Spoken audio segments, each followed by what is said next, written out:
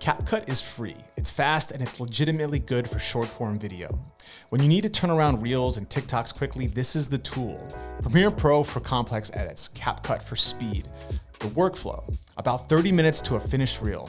Import your clips and trim each one to the essential moment.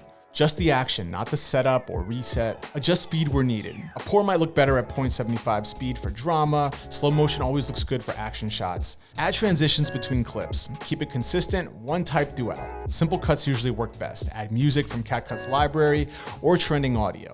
Trending sound significantly boosts algorithmic reach, layering in sound effects like the sizzle and the knife sounds and the pours on separate tracks positioned to match your visuals. Add text overlays for context on the hooks, one filter across the whole video for color consistency, and export at 1920 by 1080 or 4K if possible, vertically. Features worth using.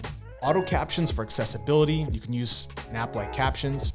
Zoom and pan effects to add movement to static shots, speed ramps to create dynamic pacing within a clip, and templates with transitions and music already built in for 10 to 15 minute edits. When you're in a rush, this will really help. CapCut versus Premiere Pro is simple. CapCut is for Reels, TikToks, and anything where speed matters, especially if the client's waiting on something same day. Premiere for longer form content and complex edits where you need full control and processing power.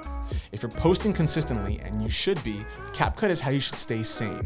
Download it, spend 30 minutes learning it, make one video. By the third, you'll be comfortable. Efficiency wins over power when you need 5 videos a week. Even more when it's needed daily.